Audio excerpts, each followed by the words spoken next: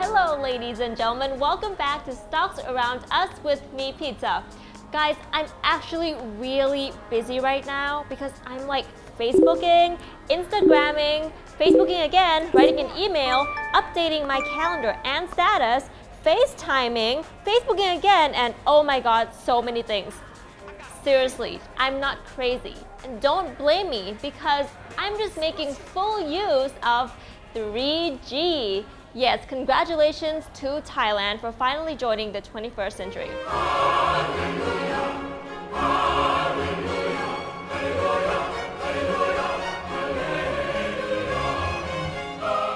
So it's an exciting time for everyone, particularly the network providers who recently obtained licenses to operate 3G. That's why today we're going to look at a particular telecommunications stock that recently brought you guys 3G. And the company is Advanced Info Service Public Company Limited, or more commonly known to you as AIS. Later on, we're going to talk about their plans for 3G and their current updates. But for now, let's take a quick look into the company background.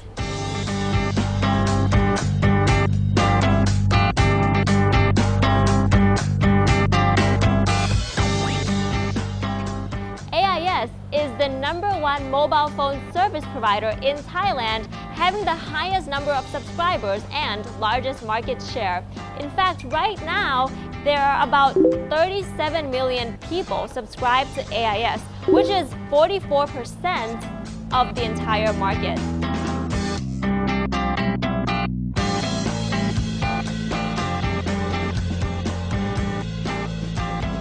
Being the leader in the telecommunications business, AIS offers services to many customer segments through GSM Advanced, GSM 1800, and AIS One to Call. The difference between these services are the types of packages. For example, GSM Advanced caters to the more quality-conscious and tech-savvy customers who need an enhanced internet connectivity and all sorts of elaborate packages. On the other hand, GSM 1800 caters towards customers who use basic calling and SMS services by offering simple, low calling rates and packages. In addition to these post-paid services, AIS One to Call offers a prepaid service that targets mainly teenagers and migrant workers from Myanmar and Cambodia whose mobile needs are more flexible and variable. All of these services are distributed through AIS's shops, which are nationwide, so they're incredibly accessible. While serving customers like ourselves, AIS also provides telecommunication services for corporate clients, ranging from large companies to SMEs. These include improvements to their communication and tracking systems, for example, business conferences, mailing services, tracking locations of vehicles, and many other packages tailored to suit different business needs. And now that 3G is here, data speed is much faster and much more accessible. This presents AIS with many new business opportunities to introduce products and services for its customers.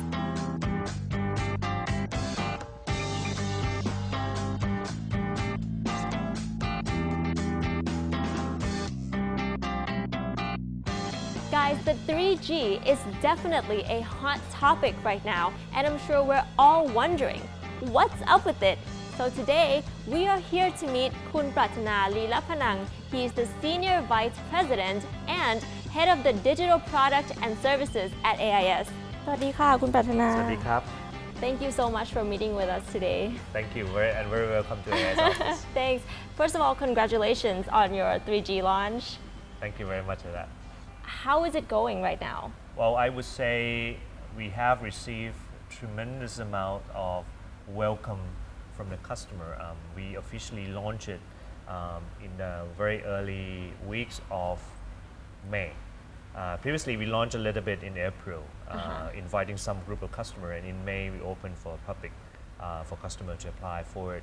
Within about 2.5 months, I would say, now we reach about 2.5 million customers on our new 3G, 2100. I see. I would say this is a big amount of welcome from the customer. Right, and as for, you have a lot of people registering for 3G now. How is your capacity? Like, have you established all the base stations, or? Basically, we plan for a very huge amount of capacities. In fact, we prepare for 10 million customers as a target for the end of this year as well. Now we start with about 20 to 22 provinces. Now we have roughly about almost 40, and within almost the end of August, I think we should have 77 provinces covered.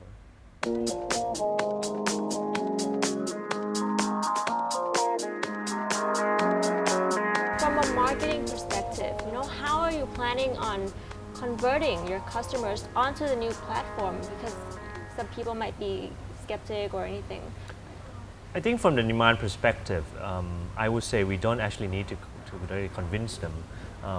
If you look at Thai market right now, a lot of people are using smartphone, tablets, and even PC connected with dongles and they got Wi-Fi and things like that. There are high demand already of 3Gs. And this 3G, we talk about the real 3G or 2100, every single phone support. So basically, that's why we have seen a tremendous amount of adoptions at a very early stage. You don't even actually advertise that much, but then people hop onto it. That would be the first piece of the equation. So there are demands there. The second piece of the equation is the one who are not so data oriented, or maybe I would say to start to use data. So then we need to kind of tell them to understand, to have confidence in using data, so they can kind of upgrade into 3G 2100. Right, and if all of this is completed, and there are a portion of customers who are still using the 2G system after the concessions has expired, what will happen to them? I cannot really say, because NBTC was the one who can tell us what to do, and we have some of the example probably we see this year how it's going to happen for 1800s.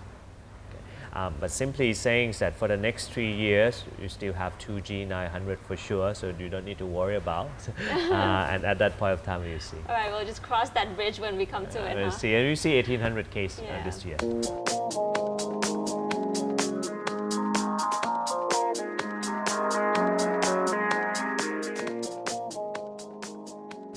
With the introduction of these 3G packages, how much consumption do you think it's going to increase? Well, basically what we see from 2G to 3G is about 3-4 times, and also depend on the device customer use. If they moved it from, I call it feature phones, a phone which mostly make a basic call and some of the internet, into that bigger screen is about 2 times. But if you talk about the smartphone like iPhone to tablets, it's another 2 to 3 times. So you see that wide range. That's what 3G would give as the larger price, faster and more consumer. And in the market, what's the percentage of people who are actually using smartphones? I would say it's about 15%.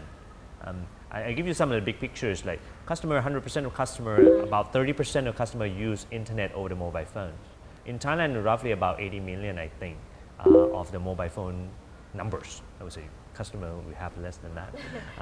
At that 30%, I would say about half would hold smartphone, or slightly less than half. But smartphone growing so fast, so we see more and more in this coming year. And do you have any schemes to encourage more usage, or do you think that people are just willing, they're just ready to consume more, or is it something that you have to drive? I don't really think it's more encourage the usage. It's more like how we price it, how we package it in the way that customers are also very happy about using it. Simply because if they want to buy a smartphone, some smartphones are very expensive and want to buy, do we have a good package for them, installment plan and things like that, to make it more affordable? So we have a wide range of devices, top tier, medium tier, and kind of medium to low tiers that people can choose for, and what actually the installment plan they could have. That's number one. Number two is, what is actually the price or tariff plan they have together with the phones? Give them peace of mind. If they use a lot, they don't want to pay a lot, and what happens to that? Do we have a protection mechanisms to them? So you kind of probably have heard about a lot about unlimited plan. When you talk about unlimited plan, people sometimes have wrong perception. It's actually important thing of that. People can start paying, let's say, $299. Sometimes you see unlimited. It actually means that you pay $299 for a certain amount of data use. If you use more than that, we are not going to charge. So give them a peace of mind, but we lower down the speeds, things like that. If you don't use more, we'll upgrade the pack. So that's type of a simple two combination of device and tariff plan that we kind of prepare for. There's also other things as well. Okay, that's a pretty good deal though, because at first I thought as well, I was confused whether if you use over the limit, then you're gonna have to pay. So that's why it's important to also really make understanding for the customer, because sometimes people hear advertising, they kind of misunderstood in two certain ways. Number one, if I use more, am I going to pay a lot? Yeah. Or is that unlimited, and why I only get this amount of usage? That's type of thing. But all about this has been nailed down into what customer will get and pay for it without really worry in the behind the scenes. I see. Well, thank you so much for today, Khun Pratthana. Thank you very much. สวัสดีค่ะ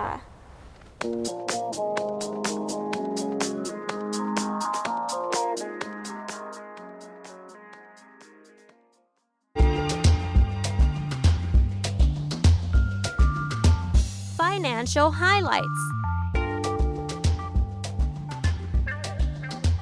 At the end of 2012, AIS's revenue was about 142 billion baht. In 4 years, it grew by 11%.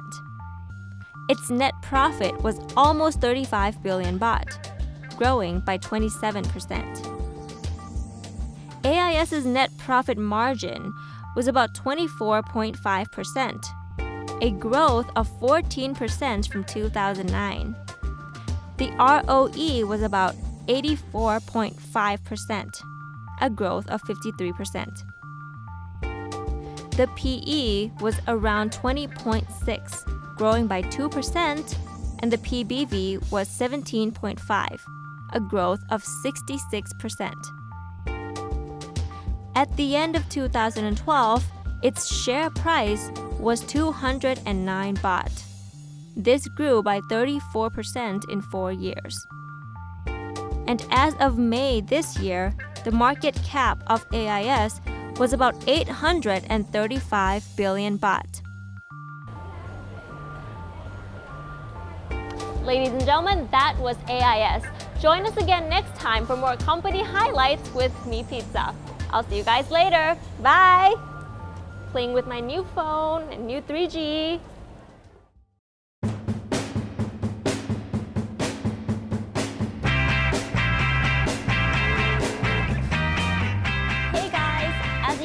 I'm attempting to sew, which is not going that well. But I'd like you guys to come and explore a stock with me. It is a stock that sells electrical appliances all over Thailand. See you soon!